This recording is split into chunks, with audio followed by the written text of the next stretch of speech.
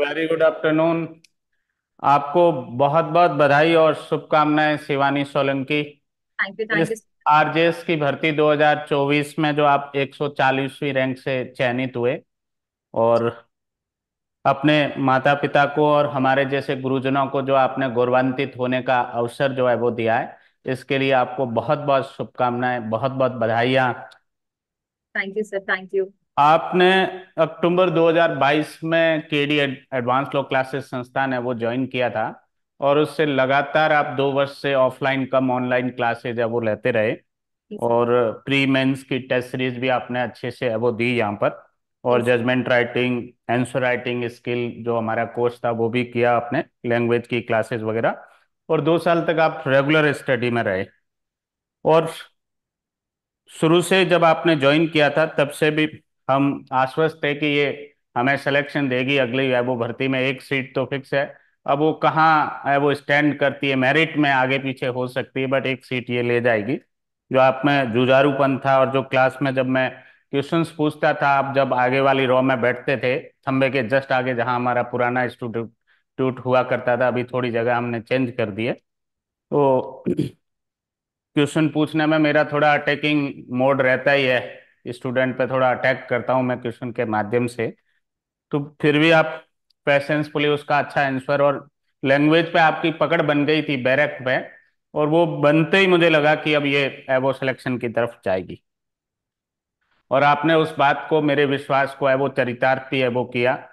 हालांकि आप पहले से है वो पढ़ भी रहे थे, पढ़ा भी है वो रहे थे, अपने लेवल पे आपने स्टडी की, पढ़ाने का काम भी कहीं जहाँ कहीं भी आपको अवसर मिला आप पढ़ाने का काम भी कर रहे थे। उसके बावजूद भी सफलता पिछले एग्जामों में जहाँ कहीं भी आपने जहाँ तक दिया, चाहे आरजेएस दिया चाहे जेलो दिया, वहाँ सफलता है वो नहीं मिली, और समय से पहले और भाग्य से अधिक किसी को मिलता भी नहीं है। इस बार की भर्ती में आपका योग लिखा हुआ था बनना जो है, तो इस बार ही है वो बनना था, ये विधाता के है वो लेख के अनुसार। कुछ चीजें मैं आपसे पूछना भी है वो चाहूंगा। कल से रिजल्ट आया तब से हम बहुत जो है वो कोशिश कर रहे थे कि स्टूडेंट है वो उनसे बात हो, पर इस बार सिलेक्शन ही इतने बच्चों के हुए हैं कि हर एक से पर्सनली बात भी नहीं हो पा रही है। वो मैसेज के माध्यम से है वो बधाइयां है वो दे रहे हैं। और 1 बाय 1 दिवाली का त्यौहार भी आ गया, इंस्टीट्यूट की छुट्टियां भी पड़ गई है, बहुत सारी चीजें हो गई है। तो जो इन दीपावली बाद में रूटीन में आएंगे तब बच्चों से और वापस है वो रूबरू होंगे। तब तक बीच बीच में बात करते रहेंगे। अच्छा, आपके इस सिलेक्शन के अंदर जो है, इस संस्थान का, केडी एडवांस लॉ क्लासेस संस्थान का क्या कंट्रीब्यूशन, क्या योगदान रहा है आपकी इस सफलता की है वो स्टोरी के अंदर, वो आपकी मुख जबानी से हम सुनना है वो चाहेंगे।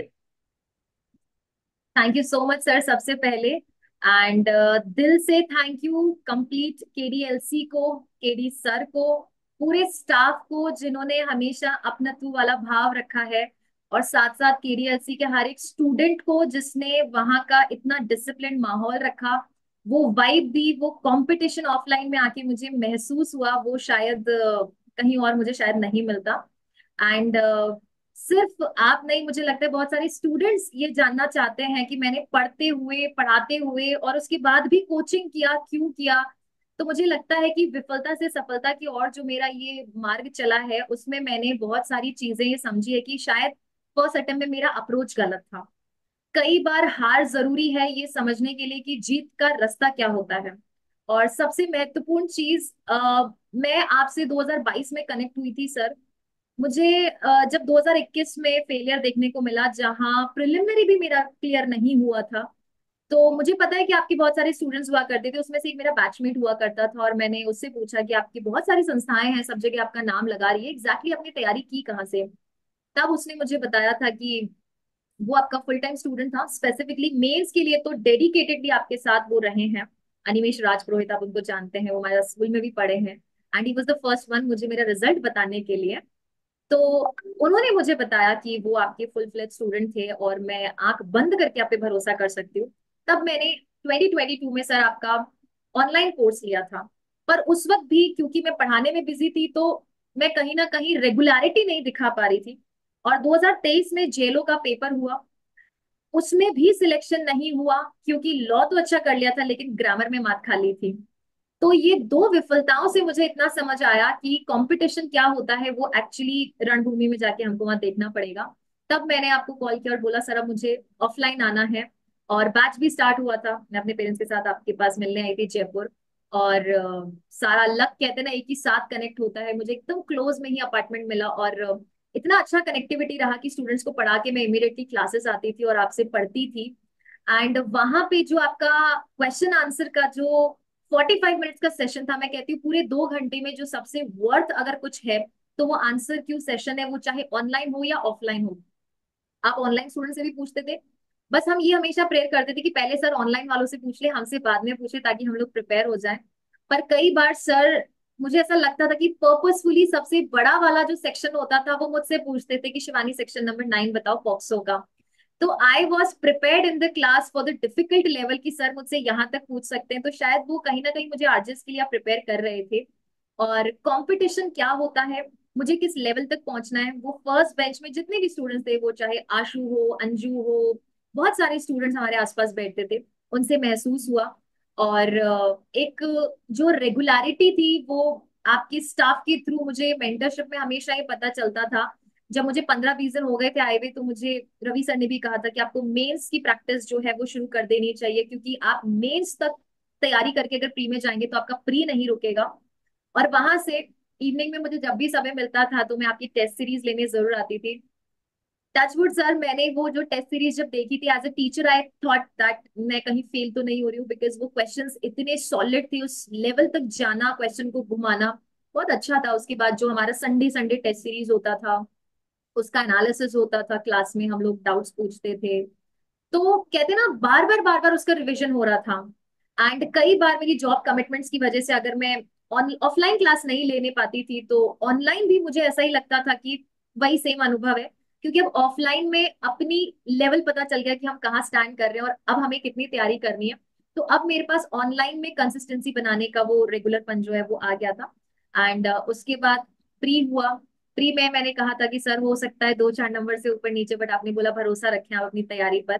और प्री होने के बाद सडनली मेंस का रिजल्ट आना और इतना कम समय मिलना, उसके बावजूद आपका पूरा स्टाफ टेस्ट सीरीज लेके हमेशा तैयार था।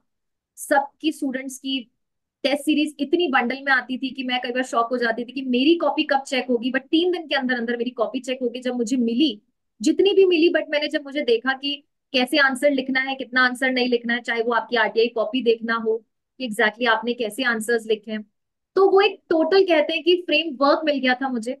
और नो डाउट सर, जितना आपके यहाँ पे मोटिवेटिंग माहौल मिला, कहीं ना कहीं आपके सिलेक्शंस ने भी हमें हमेशा ये फील करवाया कि हम सही जगह पे हैं, सही व्यक्ति से हमारा मार्गदर्शन हो रहा है जो इतना एक्सपीरियंस होल्ड करते हैं। एंड जैसे ही हमारा मेंस हुआ इंटरव्यू के लिए, सिर्फ मात्र 15 से 16 दिन बचे थे हमारा, क्योंकि मेरा बहुत जल्दी हो गया था, 18 तारीख को ही था मेरा इंटरव्यू। और हिंदी इंग्लिश की, हिंदी मेरा इतना वीक था कि बीआर सर की मैंने पूरी की पूरी ऑफलाइन आके क्लासेस ली हैं, वो भी काफी अच्छा रहा। इंटरव्यू में जिस तरीके से मॉक के दौरान हमने प्रिपरेशन किया है, 20-25 मिनट जो वहां पे माहौल था वही मुझे सेम इंटरव्यू में मिला सर। एंड टचवुड उतना ही टाइम पीरियड था जितना कि आप लोगों ने मुझे प्रिपेयर करके रखा हुआ था। जर्नी बहुत अच्छी थी, बहुत अप्स एंड डाउन्स की थी, एक साल जो मेरा ऑफलाइन जयपुर में था, आई डू मिस दैट, लेकिन जब पीछे मुड़ के देखते हैं कि वो बहुत ही ज्यादा हैपनिंग था और बहुत कुछ सीखने को मिला संस्था से, आपसे, और सबसे ज्यादा स्टूडेंट से बहुत सीखने को मिला। कितना डेडिकेशन के साथ बच्चे अपना घर छोड़ के वहां पे रहते हैं। तो मुझे लगता है सिलेक्शन ही नहीं, एज अ पर्सन ऑल्सो मुझे इस संस्था ने हेल्प करने में ग्रो किया है। और कहीं ना कहीं आप जिस तरीके से पढ़ाते थे, मुझे ये महसूस हुआ कि मेरे पढ़ाने में भी वो बदलाव आया है, वो छवि आई है, क्योंकि कहते हैं ना आप जैसा देखते हैं वैसा धारण कर लेते हैं। तो बहुत बहुत शुक्रिया पूरे संस्था को, हर एक चीज के लिए, बिना मांगे वो चीज मिली है। और मैं हमेशा यही उम्मीद करूंगी कि मैं केडीएलसी के नाम से जानी जाऊं और ये रिश्ता हमेशा आगे चलता रहे और आपका जो सानिध्य और मार्गदर्शन है वो हमेशा हमें मिलता रहे सर। बहुत सारे न्यायिक सेवा की तैयारी के संस्थान थे राजस्थान के अंदर, और आपने जो है इस संस्थान को ही अपनी तैयारी के लिए क्यों चुना? इसका कोई स्पेसिफिक कारण आप बता सकते हैं? तो क्योंकि ये सबसे बड़ा आपको ही कारण, पता है, आपके अलावा किसी और को पता नहीं है। शायद आपने ये इसलिए भी कहा है क्योंकि मैं ऑलरेडी इस फील्ड से बिलोंग करती हूँ। और मुझे मार्केटिंग समझ आता है, मुझे सही भाषा में बोले तो मार्केटिंग टैक्टिक्स समझ आती है। And I usually believe and I always tell my students that never run behind the subscribers और द व्यूअरशिप, बिकॉज बहुत ऐसी संस्थाएं हैं जो ऑनलाइन मार्केटिंग में बिलीव नहीं करते हैं और ना उनको जरूरत है। क्योंकि मेरे अनुमान से रिवेन्यू सब्सक्राइबर्स या व्यूज नहीं बोलते हैं, रिजल्ट बोलता है। तो जहाँ पे रिजल्ट होता है वहां पे मार्केटिंग वर्ड ऑफ माउथ होता है स्टूडेंट का। तो मैंने आपका कहीं बैनर यूट्यूब वगैरह पे नहीं देखा, लोगों से सुना। मैं कहूंगी तो आपके प्रतिद्वंदियों से सुना। और सबसे बड़ा कि मैं अपने क्लासमेट से जब सुन रही हूँ जिसने बहुत इंस्टीट्यूट से प्रिपरेशन की है, और मैं अपने क्लासमेट से और फ्रेंड को भरोसा करके यहाँ पे आई थी, और मुझे जब उसका कॉल आया जिसका उसने नाम आपने लिया अनिमेष राजपुरोहित का, वो भी आपकी तरह हमारा रेगुलर स्टूडेंट था क्लास का, और वो भी फर्स्ट सेकंड रो में ही बैठता था। और बिल्कुल। उसने खूब सवाल मेरे फेस किए पूरे 1 डेढ़ साल की जर्नी में, और फर्स्ट अटेम्प्ट में वो भी सेलेक्ट हुआ। और आपने जब से ज्वाइन किया उसका बाद का ये पहला ही एग्जाम था, और आपने भी फर्स्ट अटेम्प्ट में हमें वो रिजल्ट दिया है। Yes sir. बिल्कुल।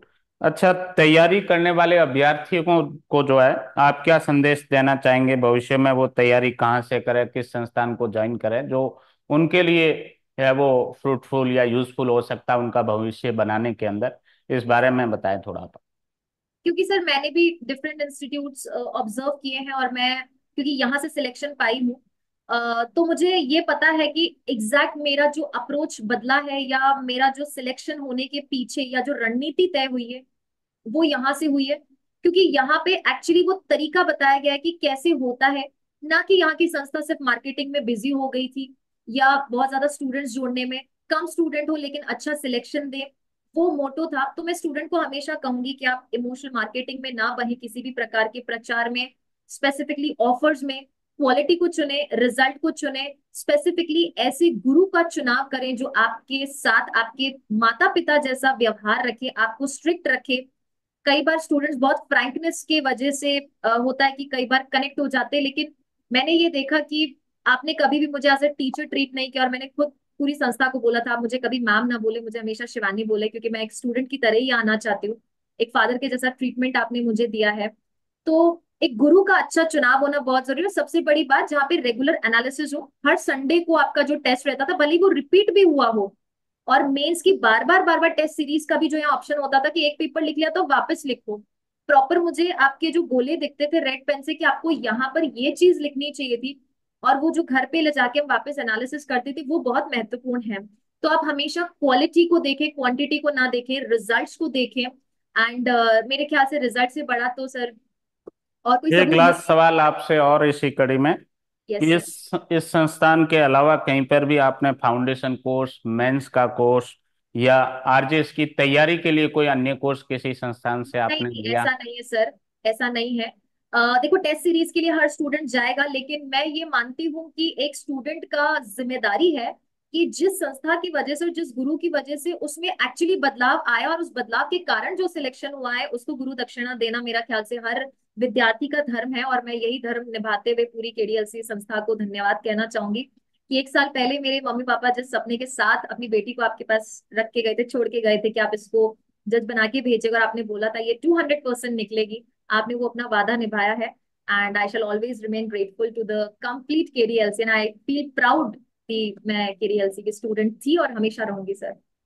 बिल्कुल। अगेन आपको बहुत बहुत वो शुभकामनाएं, बधाइयाँ आपके पूरे परिवार को, पापा, थैंक मम्मी, ब्रदर, सबको जो है वो हमारी तरफ से, केडी एडवांस लॉ क्लासेस संस्थान की तरफ से है वो बधाइयाँ। अभी दीपावली के बाद जो है वो आपको केडी एडवांस लॉ क्लासेस संस्थान है वो बुलाएंगे भी। अभी डेफिनेटली त्योहार सर। आ गया था आपका। आपका भी जोधपुर में स्वागत है सर। अब मेरे ख्याल से आप जरूर आएंगे, आप हमेशा वादा करते थे कि जब सिलेक्शन होगा तब मैं आऊंगा। बिल्कुल बिल्कुल, अभी मेरा आना होगा जोधपुर में, जैसलमेर जब जाऊंगा पोखरण, तो हम मैं वो 5-10 मिनट है वो रुक के है वो जाएंगे। बिल्कुल। बहुत बहुत शुभकामनाएं। ईश्वर से प्रार्थना करता हूं कि आप है वो अच्छे न्यायिक अधिकारी के रूप में कार्य करें, और हमेशा प्रगति है वो करते रहें आप।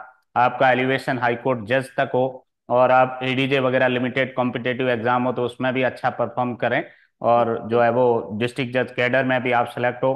बहुत बहुत शुभकामनाएं, बहुत बहुत बधाई। Thank you sir, thank you so much sir.